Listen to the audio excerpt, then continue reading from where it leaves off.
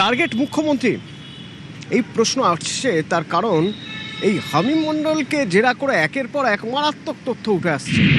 জানা যাচ্ছে হামিম মণ্ডলের উপর দায়িত্ব ছিল নাকি রেকি করা, দেখে নেওয়া কোন জায়গা দিয়ে যাচ্ছে কনভয় যাচ্ছে মুখ্যমন্ত্রীর, কোন জায়গায় মানে কোন জায়গাটা একটু কিছুটা হলেও সেন্সিটিভ, এবং এইসব কাজ নাকি করতে হবে সিসি ক্যামেরা লেন্স এড়িয়ে। রৌনক আছে সরাসরি আমার সঙ্গে। রৌনক, এটা থেকে আমরা কি বুঝবো যে সিসি ক্যামেরা লেন্স এড়িয়ে করতে বলা হচ্ছে? তার মানে যাতে কোনোভাবেই বোঝা না যায় যে কেউ রুট রেকি করছে। কিন্তু এই রুট রেকি করার জন্য হামিমকে কেন ফিক্স করা হলো এবং কিভাবে রেকি করতে বলে জানা যাচ্ছে এখনো পর্যন্ত? দেখো, কারণ পাকিস্তানি হ্যান্ডলারদের বা আইএসআই এর প্রধানতম যে এখানে গুপ্তচর বৃত্তি বা জঙ্গি মডেলের সঙ্গে সরাসরি যুক্ত ছিল সে কিন্তু এই হামিম মন্ডল, এবং তার অন্যতম টাস্ক ছিল এই রুট রেকি করা বা কোন জায়গায় তিনি যখন কনভয় পাস করছে তুলনামূলক কম সুরক্ষিত অর্থাৎ আনগার্ডেড যে প্লেসগুলো রয়েছে সেগুলোকে রেকি করে ছক কষে নেওয়া। এটাই কিন্তু এই হামিম মন্ডলের অন্যতম একটা টাস্ক ছিল। এবং আমরা এটা জানতে পারছি মুখ্যমন্ত্রী শুভেন্দু অধিকারী চিনার পার্কের বাড়ি থেকে বেরিয়ে নবান্ন পর্যন্ত যাওয়া বা পিডব্লিউ যে জায়গা দিয়ে তিনি যেতেন প্রতিদিন, সেই জায়গাগুলোই কিন্তু এই হামিম মন্ডল নিজে একটি অ্যাপ ক্যাবে করে এবং বাইকে করে বেশ কয়েকদিন ধরে রেকি করেছিলেন। এবং রেকি করে কি দেখেছিলেন যে এই গোটা রাস্তা জুড়ে কোন কোন জায়গায় পুলিশ দাঁড়িয়ে থাকে এবং কোন কোন জায়গাগুলিতে পুলিশ দাঁড়িয়ে থাকে না, অর্থাৎ কোন জায়গাটা তুলনামূলক কম সুরক্ষিত অর্থাৎ আনগার্ডেড কোন কোন জায়গাগুলো রয়েছে সেগুলোই কিন্তু এই হামিম মন্ডল রেকি করেছিলেন।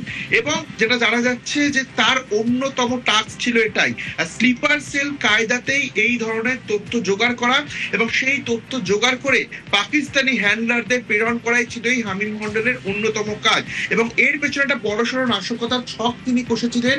সেক্ষেত্রে এসটিএফ এর তরফ থেকে খতিয়ে দেখা হচ্ছে শুধুই মাত্র কি কলকাতার মুখ্যমন্ত্রী কনভয় রুট নাকি কাঁথি পর্যন্ত যে পথে তিনি যেতেন সেই পথে হামিম মন্ডল রেকি করেছিল, এই বিষয়টাও কিন্তু খতিয়ে দেখা হচ্ছে। কারণ তিনি যখন রাজারহাটের ফ্ল্যাটে থাকতেন সেই সময় কিন্তু একাধিকবার এই ইকো পার্ক থেকে শুরু করে বিশ্ব বাংলা গেট, চিনার পার্ক এবং একেবারে যে লেক টাউন হয়ে বা ফ্লাইওভার, এই প্রত্যেকটি জায়গা কিন্তু তিনি রেকি করেছিলেন। এবং পুলিশের হাতে এরকম একটি লোকেশন এসছে, তিনি একদিন এক ক্যাব বুক করে ঠিক মুখ্যমন্ত্রী যে পথে চিনার পার্ক থেকে নবান্ন পর্যন্ত যায় সেই পথে কিন্তু তিনি এসেছিলেন। এবং গোটা প্রক্রিয়াটাই তিনি চালাতেন পুলিশের নজরদারি এড়িয়ে এবং সিসিটিভি ক্যামেরার নজর এড়িয়ে।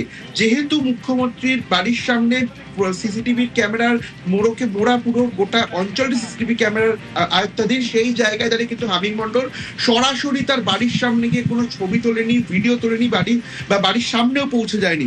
কারণ তিনি এটা মাথায় রেখেছিলেন যে কোনোভাবে তার যদি পরিচয় সামনে চলে আসে বা পুলিশের যাতে তাকে সন্দেহ না হয়, এই কারণেই কিন্তু পুরো প্রি প্ল্যান করে গোপনীয়তা বজায় রেখে সিসিটিভির নজর এড়িয়েই আনগার্ডেড যে প্লেসগুলো ছিল সেগুলোকে তিনি ছক মারফত বসেছিলেন। এবং পরবর্তীতে এই তথ্যই কিন্তু তিনি এই নিষিদ্ধ অ্যাপের মাধ্যমে একজন থেকে ভাবনার বিষয় যে একজন আম আদমির মতো একটা ছেলে, সেই ছেলে ঘরের পাশে আমাদের সঙ্গেই রয়েছে, আমাদের সঙ্গে মিশে আছে, তার মাঝখান থেকে সেই রকম মারাত্মক কাজ করে যাচ্ছে একদম স্লিপার সেলের কায়দায়।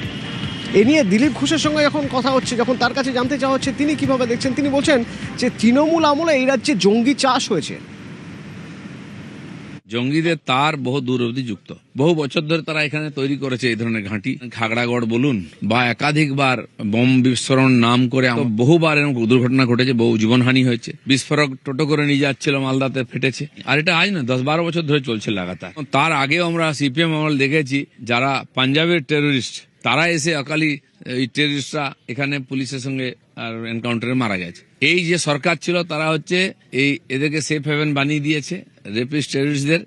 কোনোদিন তার গায়ে হাত দেয়নি, বুঝিয়ে দিয়েছে আমরা তোমাদের সঙ্গে আজ খালি ভোটটা করিয়ে দাও। এই বাংলাদেশ থেকে, নেপাল থেকে, চারিদিক থেকে ঢুকে এখানে শেল্টার নিত।